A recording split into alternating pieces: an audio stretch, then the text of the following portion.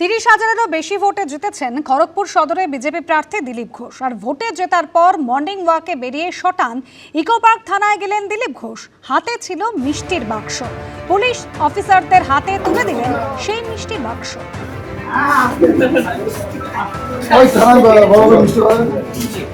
আমাদের new town থানায় রোজ এখানে আমরা হাঁটতে আসি, ইকো পার্ক থানা। তো আজকে সবাইকে মিষ্টি খাওয়ানো হলো। থানাতে আমি লাড্ডু দিয়ে এলাম, বলে এলাম যে নিশ্চিন্ত হয়ে কাজ করুন, আর এমন কাজ করুন যেন পশ্চিমবাংলার লোক মনে করতে পারে যে এখনো পুলিশ আছে পশ্চিমবাংলায়, সেটাই বলে এলাম। আমরা তো হারিনি, হারলে পদত্যাগ করতাম। রাজ্যে তৃণমূল ধরাশায়ী হওয়ার পরও এমন আজব দাবি করলেন মমতা বন্দ্যোপাধ্যায়, যা তীব্র সমালোচনা করেছে বিজেপি। লজ্জাজনক হারের পরেও কেন ক্ষমতা আঁকড়ে ধরে থাকতে চাইছেন তৃণমূল নেত্রী, উঠছে প্রশ্ন। এ যেন ভোট সুনামি, এ যেন হড়পাবান। বিজেপির পক্ষে পশ্চিমবঙ্গবাসীর বিপুল জনমত। এসবার 200 পার। বিজেপির জয় চাপা পড়ে গেল তৃণমূল, ওঠার ক্ষমতাটুকু নেই। 15 বছর ক্ষমতায় থাকার পর নিজের বিধানসভা গণনা কেন্দ্রে গিয়ে এই স্লোগান শুনতে হলো মমতা বন্দ্যোপাধ্যায়কে। অভিষেকের পিসিটা চট চট চট অভিষেকের পিসিটা চট চট চট অভিষেকের পিসিটা। 2011 সালে এভাবেই মানুষের উচ্ছ্বাস আবেগে ভেসে ক্ষমতায় এসেছিলেন মমতা বন্দ্যোপাধ্যায়। আর 2026 সালে এভাবে চলে যেতে হলো সেই তাকে।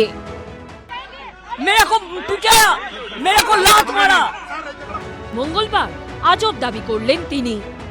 হারলে আমি যদি শপথ দিতে যেতাম তাহলে আমি রেজিগনেশনটা করতাম। এখন তো কোশ্চেন ডাজন্ট অ্যারাইজ। কিন্তু নিজের হার দলের লজ্জাজনক হারের পরও কেন ক্ষমতা আঁকড়ে থাকতে চাইছেন মমতা বন্দ্যোপাধ্যায়? যা সম্ভব নয় তা জেনেও কেন পদত্যাগ করতে চাইছেন না তিনি? গণতান্ত্রিক পদ্ধতিতে কি কোনো বিশ্বাস নেই মমতা বন্দ্যোপাধ্যায়ের? তার এই বিতর্কিত চাঞ্চল্যকর মন্তব্যের জেরে উঠছে প্রশ্ন। কেন, কিসের জন্য? আমরা তো হারিয়ে নিয়ে যাব। জোর করে দখল করে যদি কেউ মনে করে যে আমি কি রেজিগনেশন দিতে হবে, নো, নট দ্যাট। কিন্তু এ কি করে সম্ভব? হারলে হার স্বীকার করে রাজ্যপালের কাছে পদত্যাগ করতে হয়, এটাই তো নীতি, পদ্ধতি, নিয়ম, রেওয়াজ। হারের পর কি মমতা বন্দ্যোপাধ্যায়ের এসবের উপর থেকে বিশ্বাস উঠে গেছে? 2011 সালে মমতা বন্দ্যোপাধ্যায়ের দলের কাছে যখন সিপিএম পরাজিত হয়েছিল, তখন রেজাল্ট বার হতে না হতেই বুদ্ধদেব ভট্টাচার্য রাজ্যপালের কাছে গিয়ে ইস্তফা দিয়েছিলেন। এটাই পদ্ধতি। তাহলে কার্যত গোহারা হারার পরও মমতা বন্দ্যোপাধ্যায় কেন ইস্তফা দিতে রাজি হচ্ছেন না? পরাজয়ের ফলে তিনি কি দিশেহারা হয়ে পড়েছেন?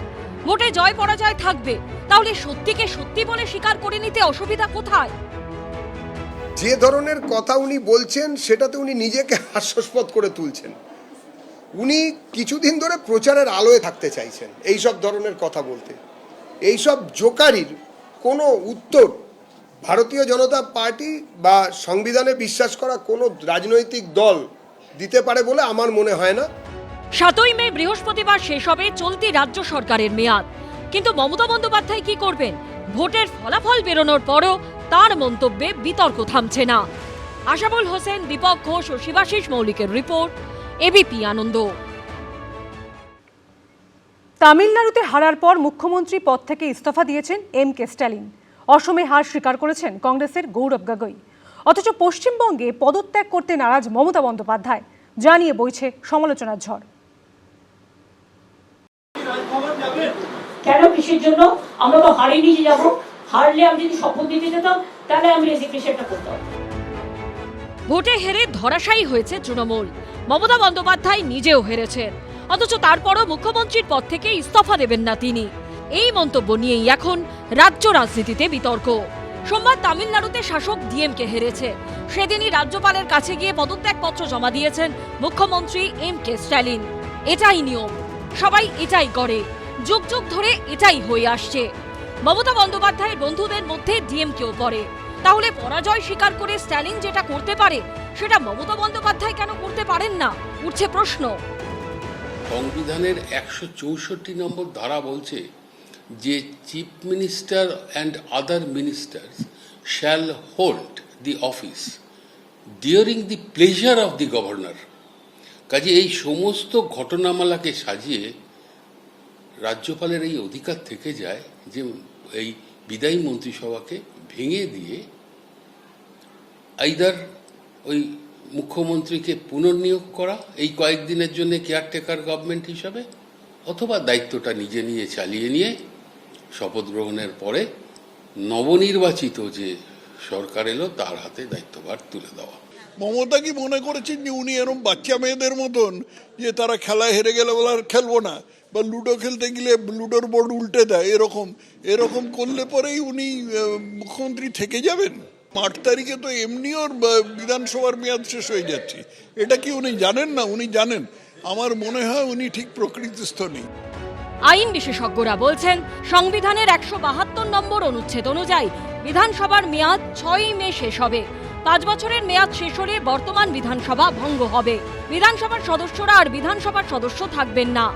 যেহেতু রাজ্যপালকে পরামর্শ দেওয়ার জন্য সবসময় একটি মন্ত্রিসভা থাকে, নতুন মন্ত্রীরা শপথ না নেওয়া অবধি সেই মন্ত্রিসভায় কাজ চালাতে পারে। আগের মন্ত্রিসভা তদারকি সরকার হিসেবে থাকবে। বিদায়ী মন্ত্রী যদি পদত্যাগ করতে অস্বীকারও করে, তাহলেও নতুন সরকার শপথ নেবার পর তার আর কোনো অস্তিত্ব থাকে না। মন্ত্রী হিসেবে নিয়োগের জন্য শপথ গ্রহণ আবশ্যিক। অসমে কংগ্রেস হেরেছে, তারা নির্বাচন কমিশনের কড়া সমালোচনা করছে, কিন্তু জেতার দাবি তো করছে না। कल 4 तारीख को असम विधानसभा निर्वाचन के नतीजे हम सब ने देखे। मैं सबसे पहले भाजपा दल और उनके नेतृत्व को शुभकामनाएं देता हूं। कांग्रेस पार्टी ने पूरी तरीके से इस नतीजे को स्वीकार किया है। हमारी जितनी सीट विधानसभा में आनी चाहिए वो आई नहीं है, लेकिन इसके पश्चात भी हम विधानसभा के बाहर हम संविधान के बचाव में, लोकतंत्र को के बचाव में, आम नागरिक के हित में हम अपना कर्तव्य पालन करेंगे। গৌরব গগৈয়ের মতো তরুণ কংগ্রেস নেতা যেটা করতে পারেন, দীর্ঘদিনের সাংসদ, প্রাক্তন কেন্দ্রীয় মন্ত্রী, 3 বারের মুখ্যমন্ত্রী, এই সহজ কাজটা কেন সহজভাবে করতে পারছেন না? জোর করে দখল করে যদি কেউ মনে করে যে আমি কি রেজিগনেশন দিতে হবে, no, not that. Now also I want to say that we didn't lose the election. It is their forceful attempt to defeat us. Morally I am telling you that we won the election. 24-এ আমরা 12টা seat পেয়েছিলাম। আমি রাজ্য সভাপতি ছিলাম। আমি হাত জোর করে মেনে নিয়েছিলাম যে হ্যাঁ, ভারতীয় জনতা পার্টিকে জনগণ ভোট কম দিয়েছে, সেজন্য আমরা 12টা সিট জিতেছি। তো এই যে ইভিএম, ইসি, হ্যান ত্যান বলা মানে আপনি বাংলার মানুষকে আরও একবার অপমান করছেন। আর বাংলার মানুষকে যত অপমান করবেন, যত বাংলার সংস্কৃতিকে অপমান করবেন, বাংলার মানুষ ততবার আপনার বিরুদ্ধে ভোট দেবে। এই প্রেক্ষাপটে বিজেপির জাতীয় মুখপাত্র গৌরব ভাটিয়া মমতা বন্দ্যোপাধ্যায়ের এই ছবি পোস্ট করে সোশ্যাল মিডিয়ায় লিখেছেন, স্বাধীন ভারতের ইতিহাসেই প্রথম কোনো মুখ্যমন্ত্রী নির্বাচনে পরাজিত হওয়া সত্ত্বেও পদত্যাগ করতে অস্বীকার করছেন। ক্ষমতার মোহ আঁকড়ে ধরে মমতা বন্দ্যোপাধ্যায় কেবল নৈরাজ্যই সৃষ্টি করছেন না, বরং ভোটারদের অনুভূতি এবং জনাদেশের পবিত্রতাকে প্রকাশ্যে অবমাননা করছেন। এ এক চরম সাংবিধানিক বিপর্যয়। মানুষ তাড়িয়ে দিয়ে থাকে, বারবার হেরেছেন, পুরো রাজ্যে প্রত্যাখ্যান করে তৃণমূলকে, তারপর পদত্যাগ করবেন না। ওনার তো কালকে পদত্যাগ করা হয়েছিল। ন্যূনতম যদি লজ্জা থাকতো তাহলে এতক্ষণ পদত্যাগ করে দিতেন, কিন্তু কি বলবেন, নির্লজ্জতার উদাহরণ রাখছেন তিনি। 1 নম্বর নির্লজ্জ ব্যক্তির নাম হচ্ছে মমতা ব্যানার্জি। মানুষ যখন তৃণমূলকে ত্যাগ করেছে, তখন সেটা মেনে নেবার পরিবর্তে পদত্যাগ না করার গো ধরে বসে থাকা কি জনতার রায়ের অপমান নয়? উনি যেটা করছেন সেটা ভদ্রতা বোধ থাকলে করতেন না, সৌজন্য থাকলে করতেন না। উনি যদি সৎ রাজনীতিবিদ হতেন তাহলে করতেন না। তো উনি তো কোনোদিন সৎ রাজনীতিবিদ ছিলেন না, তিনি সবসময় দুর্নীতি করে এসেছেন এবং সেইটা করতেই তিনি জানেন। শেষমেশ কি হবে সেটাই দেখার। আশাবুল হোসেন, সৌভিক মজুমদার ও ঐশী মুখোপাধ্যায়ের report, ABP Ananda.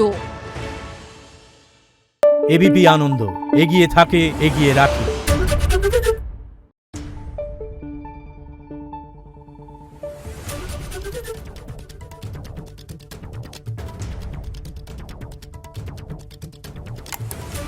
Thank you.